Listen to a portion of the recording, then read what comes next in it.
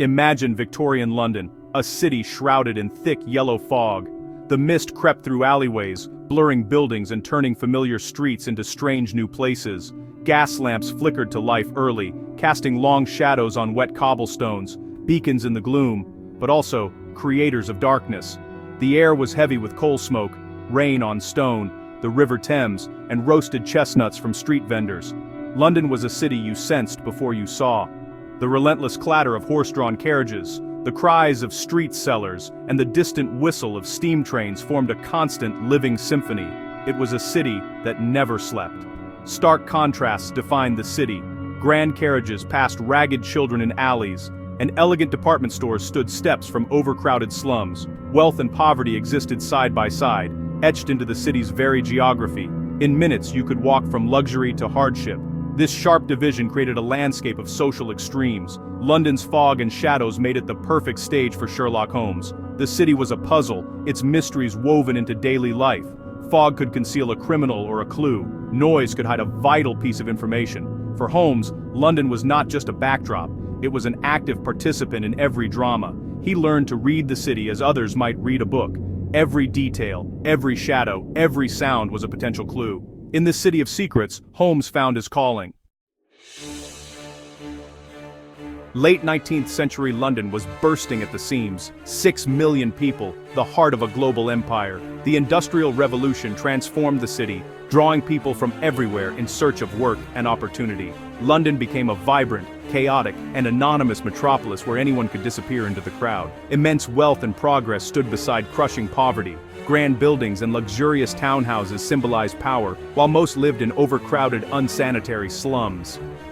Disease and daily struggle were facts of life for the majority.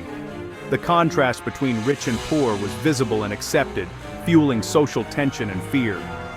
In this environment, Sherlock Holmes's methods took root. Traditional ways of knowing people's family, reputation no longer worked in a city of strangers. Appearances deceived. A gentleman could be a trickster, a laborer, a key witness. Holmes looked past the surface, relying on observable facts, not social status.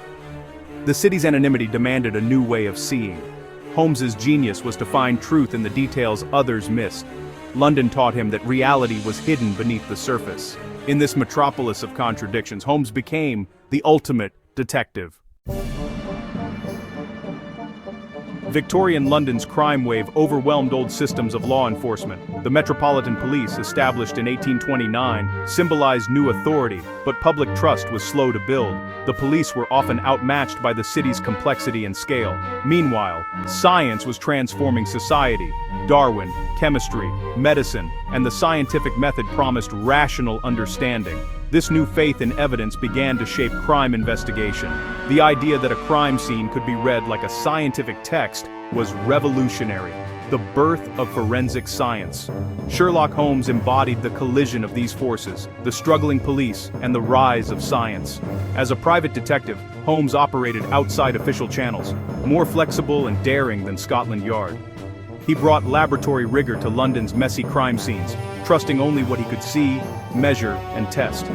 His magnifying glass became a symbol of his philosophy. Holmes's mindset was a direct response to London's anonymity and the limits of traditional detective work. The public's suspicion of authority created space for a private expert. Holmes filled this gap, offering certainty in an uncertain world.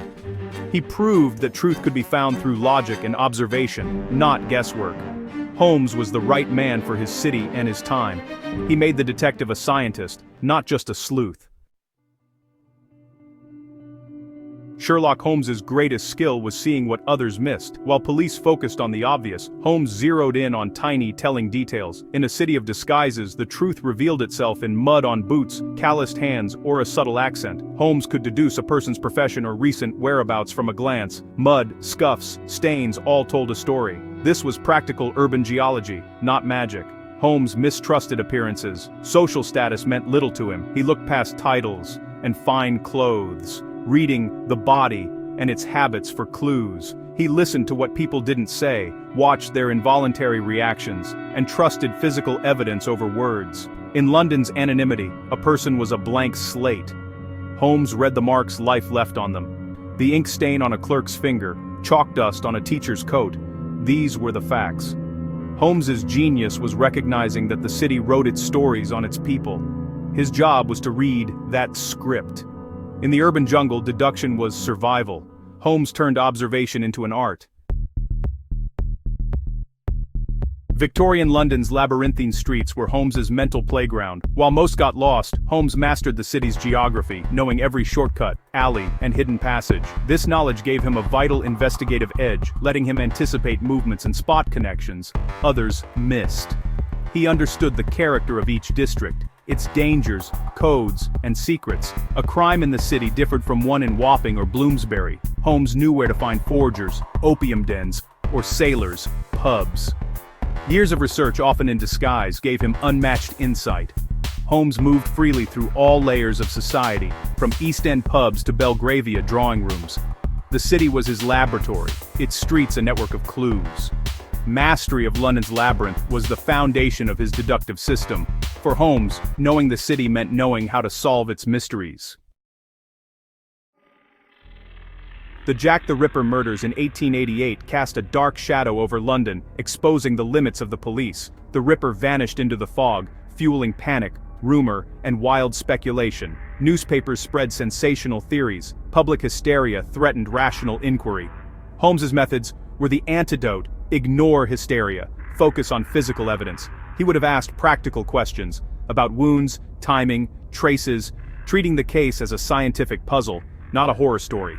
The Ripper case showed the danger of speculation and the need for clear, evidence-based investigation. Holmes represented the detective as objective scientist, detached from emotion and rumor. His approach promised that even the most terrifying crimes could be solved by reason and observation. The failure to catch the Ripper was a failure of method, not mystery.